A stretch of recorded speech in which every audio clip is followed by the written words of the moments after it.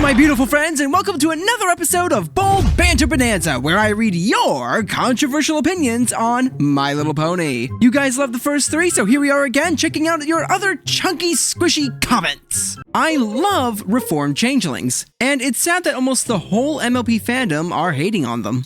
Ooh, that's a bold statement. When they first showed up, I personally did not really like them, especially Thorax's design. Now, I have gotten used to them over time, but when you go from this dark and edgy hive of warriors to rainbow moosebug, yeah, the transition's gonna feel a little off. And I don't think that this was a move that was done just to sell toys, as so many other moves like this are in the show, because I don't actually recall ever seeing a single changeling piece of merchandise on any store shelf ever. Hey, Editor Starstrike here. I'm a different character. I got a new hat. So while editing this video, I tried Googling whether or not Hasbro ever actually made a changeling toy. And the only thing that I found was this toy titled Princess Twilight Sparkle v Changeling, where Twilight has this fierce expression on her face and is armed with a spear.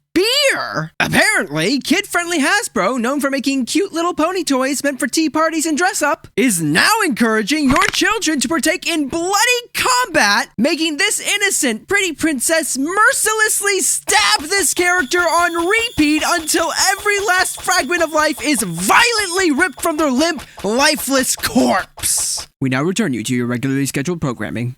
So yeah, while I have gotten used to them, I can't say that I really love them, but hey, it's fine if you do, and that's cool. Hot take of mine, I don't like Big Mac and Sugar Belle. Like, it's not bad, I just felt kinda iffy for some reason. Maybe it's because I've never been in a relationship myself, but having everything go wrong and then suddenly the relationship works because she got a shelf felt odd. Okay, so here's the thing about that episode. Overall, I personally do like how Big Mac and Sugar Belle's relationship was handled in the show. However, I just gotta say, in that first episode where we see them together, both of them are just putting up so many red flags. Like, in that entire episode, Sugar Belle is leading on two separate guys, and at one point seems to even be going on a date with one of them, and is basically saying, whoever can out-nice the other guy shall be my boyfriend. And then there's Big Mac this episode, and oh, let me tell you, Big Mac is so much worse. First, he goes along with this scheme that the CMC have to steal her possessions, and then return them in order to impress her. Afterwards, he immediately tries to kiss her while she is asleep. Then, after stealing her possessions and assaulting her doesn't work, he gets into the song and dance battle with Featherbangs that ultimately destroys Sugar Belle's display. And yes, he does go and fix it afterwards and then even improves upon it, but one good act does not erase the three horrible red flags that just occurred. Oh, and also, one more thing about Sugar Belle. After her display is destroyed, she says, "Oh, if you think I'm the kind of pony who likes all of this nonsense, then you clearly don't know me at all."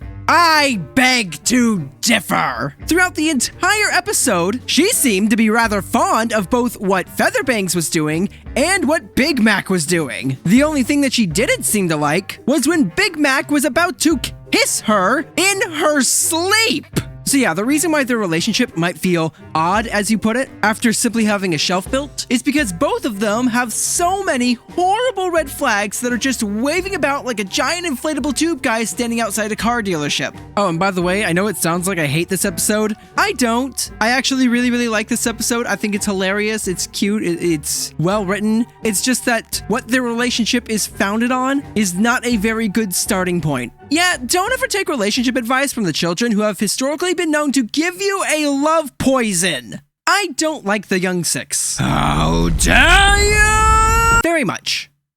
Oh, okay, we're good. I miss the old Twilight. They kind of phased out of her quirks. People said she was very autistic coded. She was a hermit, blunt, and didn't really know how to socialize around other people. Anxious, a little awkward, and didn't need to worry about conforming either. I wish there was a way they could have kept her. Must have lost the writer along the way. Okay, so here's the unfortunate thing about character development. When you create a character, you create them with core flaws in mind. And the plan is to have that character eventually overcome those flaws. And when you have a series where every single episode ends with the characters learning something and going through some sort of character arc, eventually, you're gonna run out of flaws for your character to overcome. And this doesn't just apply to Twilight, all of the characters suffer from this problem. You can especially tell this in seasons 8 and 9, where the writers didn't actually have many flaws for the characters to overcome, and so they started repeating old flaws that the characters had already overcome. This was especially evident when we had the episode Trivia Trot, where Twilight is going absolutely bananas.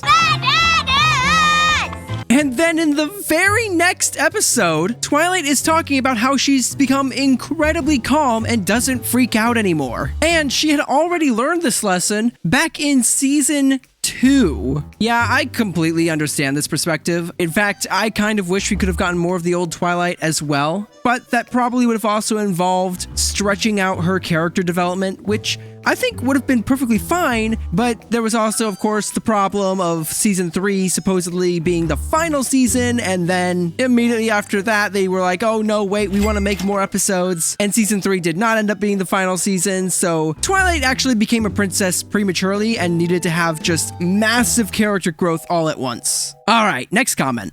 Hear me out. What? Luna should have ruled alongside Twilight. Since we saw how much energy it took Luna just to work at night, and since Twi would have had to do that alone, she'd be too exhausted to do her duties and to do that. Well, I mean, Rainbow Dash did call dibs on walking through Pony's dream. Don't even say one of the main 6 could handle that too. Oh, I see. Yeah, I suppose that is a good point, given just how full every pony's schedules are, what with the boutiques and the Wonderbolts and the farming and etc. I could definitely see scheduling being an issue that the main 6 have to overcome. But between all of them, I think that they would actually be able to find enough time if they just took shifts. And I could also see the ponies not needing to walk through the dreams every single night. Cause, I mean, I don't think Celestia was doing that for the past 1,000 years, and things seem to be fine. I also think it would have maybe undermined Twilight's achievement just a little bit if there was a second ruler sitting alongside her, especially one who is far older, far more experienced, and has always been an alicorn. She would really essentially at that point take the place of Celestia, and Twilight would take the place of Luna, basically becoming princess number 2. So yeah, while I don't agree, it is an interesting thought, and I see where you're coming from. Thanks for the comment.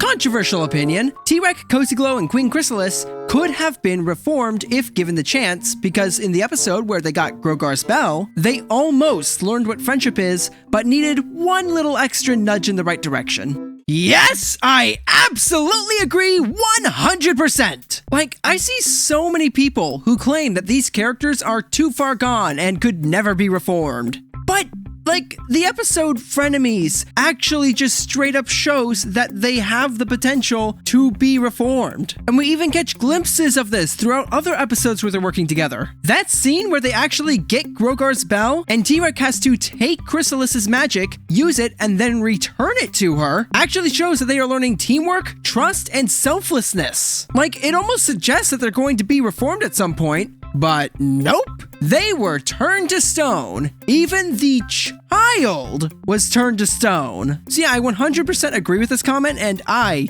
cannot get behind the idea that they are just too far gone and irredeemable villains. Opinion: the like button is very underrated and should be pressed more. Oh, wow.